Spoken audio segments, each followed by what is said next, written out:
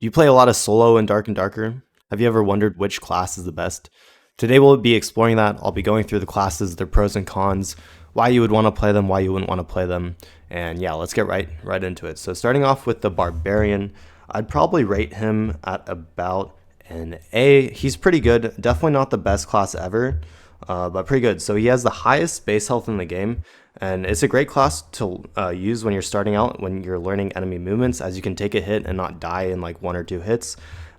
He does really high melee damage even with the base weapons, so killing enemy mobs is easy from level 1, which makes it easy to level up and grind to get better equipment even when you're solo. He's very proficient at wielding axes, and axes are pretty easy to find, so as soon as you get a better one, definitely throw that bad baby on there. You can start one-shotting the enemy mobs for the most part. He can break down doors and chests in one shot with the perk, making looting much faster. It also allows you to chase after people even though you are extremely slow. And as I just said, he's very slow and his interaction speed is very slow, so it's hard to chase people down, which can make him sort of hard to play. It's definitely why he's not S tier, but he's pretty good. Additionally, no range options other than the axe, the throwing axe, so if you get outranged, you're pretty much screwed.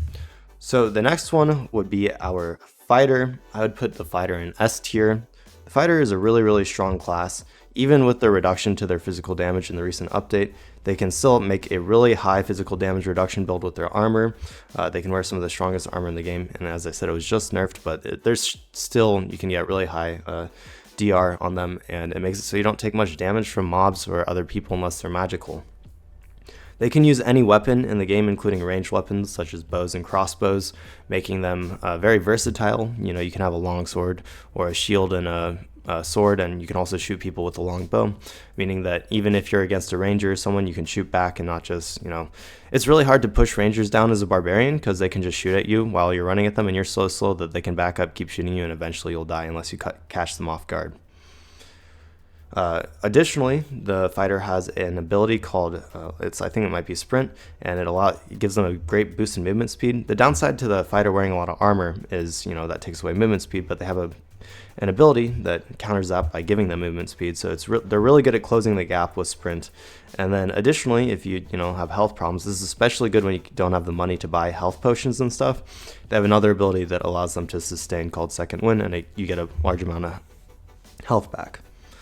However, do note that Second One is a single use, so you can't use it over and over again.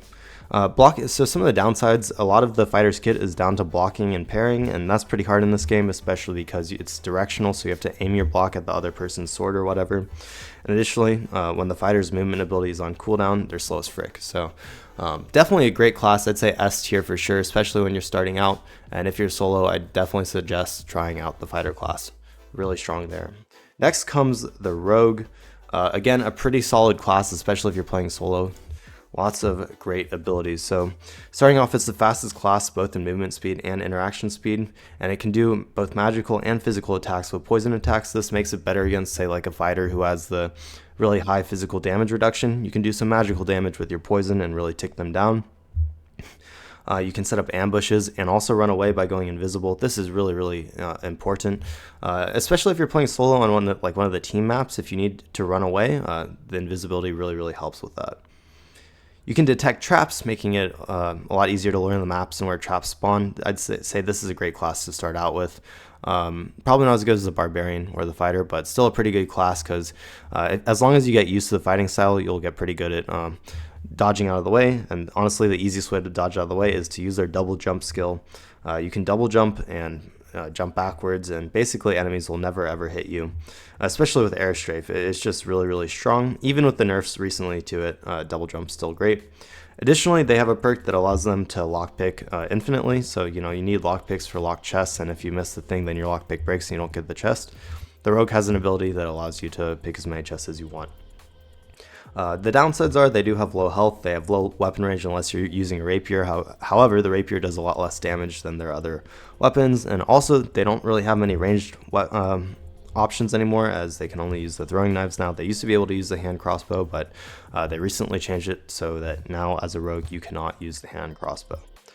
So I'd say for playing solo, and unless you're really know what you're doing, Wizard is like a D tier class. It's really awful, definitely starting out, and you really need gear to be good.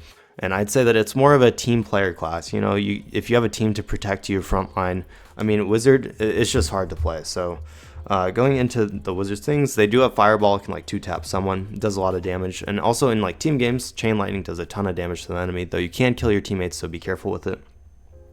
They are the main counter to like high damage reduction fighter builds, so that's pretty good there.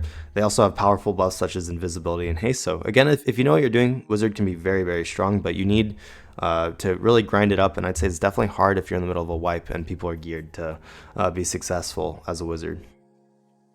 They do very low physical damage, and they're hard to grind at the beginning, as I said.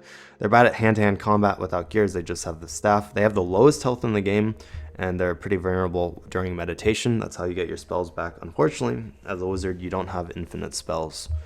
So next, getting to the Cleric. The Cleric is pretty good. I'd say it goes in B tier for solo play. It's definitely S tier if you're in like a group or whatever, but I would rather play as a fighter, barbarian, or rogue than a cleric in solo play. You can heal yourself, which is pretty good, especially if you're starting out. However, as a cleric, you know, they have really slow attack and interaction speed. They don't have any ranged options other than like, you know, there's some of their spells. They have slow casting speed. They can wear heavy armor, so that's a good thing. But they're really a team player. I mean, they have powerful buffs for your team. They can heal your team, and they can also resurrect allies. All are things that aren't very helpful for solo play, but are really good in team play. So now getting to the Ranger. I'd say the Ranger may even be worse than the Cleric class when you're playing solo, especially in like a thing like the Goblin Caves. I mean, Ranger's pretty good, and if you get geared up, then you can be really strong. But you know, if you're against a fighter or someone like that, you're just gonna die, especially if it's a high damage reduction fighter. There's really nothing you can do because they're gonna close the gap with sprint, and unless you have a trap already set down that you can run back to, and they get stuck in that trap, they're pretty much just gonna kill you. And even if they do get stuck in the trap, if they have the high damage reduction, you can probably shoot them like 5 times in the head and they'll be fine. So Ranger is pretty hard to play for sure. I'd say it's more of a team fighting thing. It's really good at clearing the dungeon.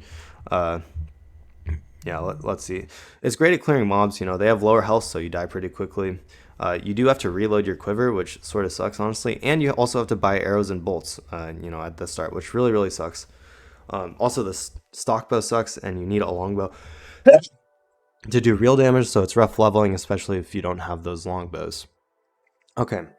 What are we missing? Next, getting to the Bard. So the Bard is really good in group play. I'd say it's actually meta right now. However, solo, it sucks, just like the Wizard. The Bard, while you know, really good at groups because it can buff up your teams. It has huge buffs for the teams. Definitely a team player. It has really weak attack power. You can use, I mean, some decent weapons, but not that many.